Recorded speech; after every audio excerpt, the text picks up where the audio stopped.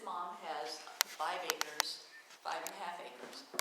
She keeps it like a park, so it's all lawn, and she waters it. It's her land. It's her land, but is that her right to use all that water? No, I'm thinking that. So you think, how she should use her own property better than she knows how to use her own property? No, I'm saying, isn't that wasteful? I don't like waste, and the waste of all that water to grow 5 acres of grass makes no sense to me. It's none of your business. It's like somebody could work their whole life, make millions of dollars, they go spend a multi-million-dollar house or an island or something. Who cares? It's their money. But I guess I'm thinking of the future. You talk about the future. We're going to have water issues, and shouldn't we be thinking about that now?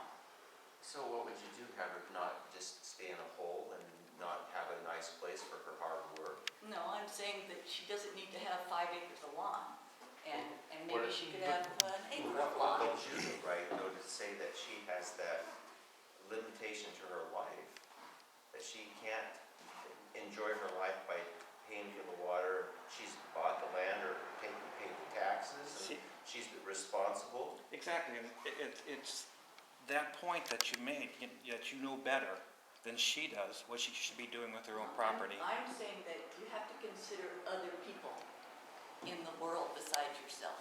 You know, there To are. that very point, though, you're hitting on the essence of what's happened around here. We've lost, in terms of representation, to people who live in 97330 in the South Hills of Lane County or in Multnomah County. Not represented by anybody. They want to tell us how to manage our ground. I grow almost 700 acres of GMO corn. How would you like your bike path right through the middle of that? You think your people are going to freak out? I'm guarantee not. you they are. GMOs, You want they to talk try about to some go of the there. other issues that go along with living out here in rural America? You have absolutely no concept of what you're talking about to even step into that arena. That's a dangerous conversation for anybody to have. Let me go find out where you live, what you drive, where you cut your hair, what you wear, where you spend your money. I'm incredibly opinionated. You don't want me breathing down your neck. Fair enough. Fair enough. The water's not there. The water that she's using isn't going anywhere. Where is it going? I mean, if she's using it, it's a circle. You know what I mean? It just doesn't, once you spray it out of a sprinkler, it just doesn't go away. The grass doesn't eat it up and it's gone. It gets absorbed, it gets put back in the environment, it gets filtered out and reused. And Goes that right back into that well. And that green growing grass does a lot more for the environment than is given credit for.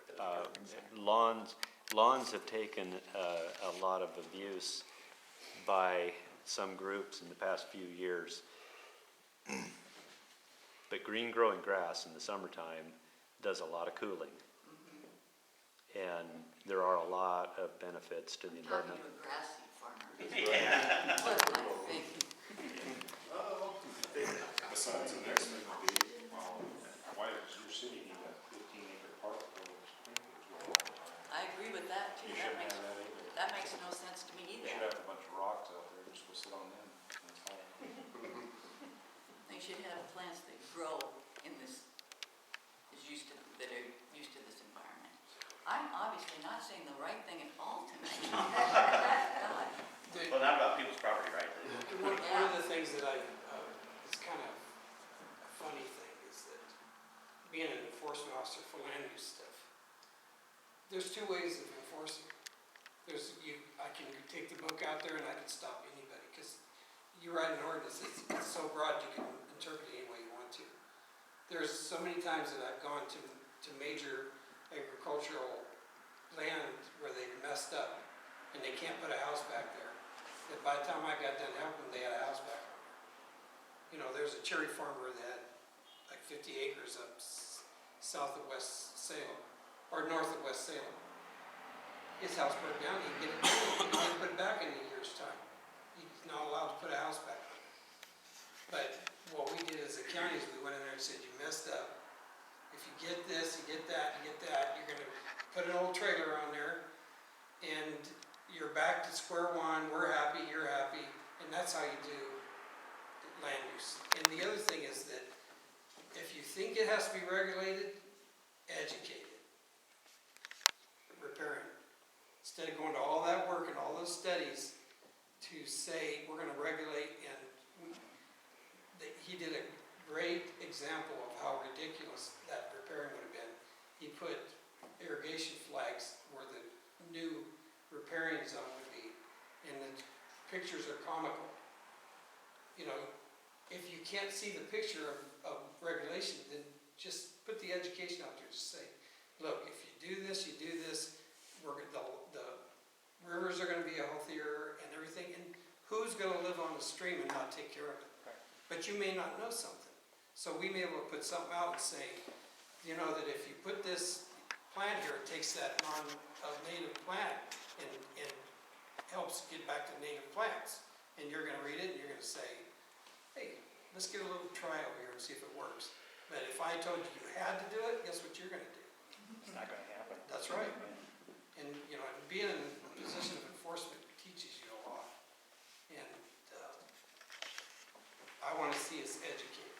And I gave when I talked in another commissioner's forum, I said if you come forward with something and the answer can be yes, then I want the county employees to work to that yes. And so in other words, you take the politics out and you just say, you're a landowner, you want to do something to property and the rules say you can do it. I'm not going to get in the way of that. You know, one of the things that happen right now is that there's nothing in the rules that says it has to take forever to get through a planning process. But they've learned to make it last forever because that's just the way it is. When I became the community development manager, I went into where the plans were stuck back in from the examiner every day, and I said, hey, we got $20,000 worth of plans sitting here, get these things out. And the builders were saying, we've never gotten our stuff turned around that fast. Well, my job is to make sure that we pay our bills in that department. And how you do it is you got a customer come in, you satisfy that customer. And we got to get more of that back to Benton County. You know, it's not a vision, it's just the way it should be. So let me ask you about climate change, since I'm stepping in it tonight. Do you think that's an issue? Should farmers be educated about what the problems will be and maybe how to mitigate or adapt to that? Or is it just a fallacy? How do you mean farmers should be educated? About maybe what crops might work better as the temperature rises, and forest fires are more of a problem, and drought is a possibility, and just a lot of changes in the climate are... I'd say one of the first things we should do, if and I'm not a believer in global warming, but if it is in fact true, the first thing I would do is get busy logging. Thin the forest of the dead and decaying trees. Get back on track on the logging that hasn't taken place in the past 40 years that should have. That's a good idea. That's a great And that would help with revenue also. Yeah. Absolutely. There's two things that are going to happen if you don't manage the forests. They're either going to get eaten up with bugs or they're going to burn down. And most likely both are going to happen. We can give you some of those big trees if it's necessary. But I don't want to see your bill go away. Yeah, we're not old growth advocates, you know, we don't But you want to just go have- cut every tree. I mean, we just cut large trees. I mean, it's kind of, it goes with the territory. I mean, old growth's a large tree, but Yeah. we don't have to, I mean, we just soon have some out there too, you know, we're not after. But But there's dead and dying though that can be taken and salvaged and used and it'll work just fine. and then they use in bio-waste and all that stuff. Exactly. They're shipping a lot of that stuff There- overseas. Yeah, there's nothing of a tree that's not used anymore. You're paying for every speck of sawdust now, so you just gotta be real efficient. I mean, because everybody else is doing the same thing. Well, your plant defines efficiency. Yeah. You guys do it right. Try to. I would bring a question forward with global warming is that with your associations and your own knowledge, because I know that you're well read, is you're very aware of the environment, aren't you? And what you need to do, you're probably in the forefront even above the government.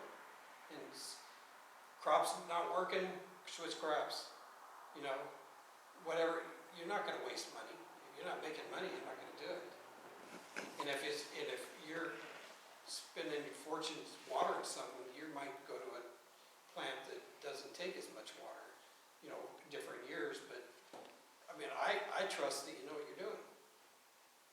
I mean, as far as there being any real trends, you know, when I was in grade school, high school, our normal start cutting date was always about right now. We bounced around. 2011 was the latest we ever started. We started on the 9th of July. And I stood in our shop and I said, there is no way we will ever start this late again. We started 2 days later the next year. Last year was the earliest ever. So, and you know, and we've had wet years, we've had dry years.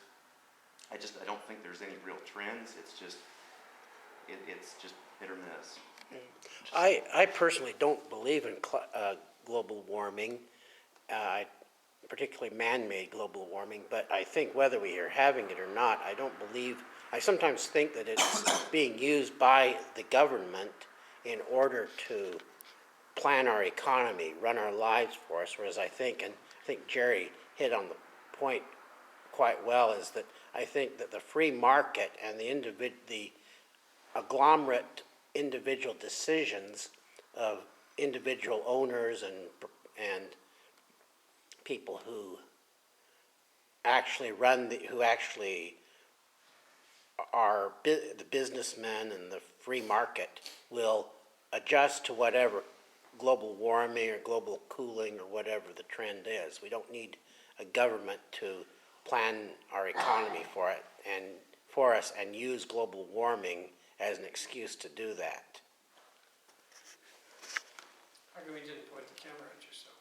I was wondering the same thing. Okay, I probably should have, but On global warming and, you know, the supposed melting of the ice caps and rising sea level,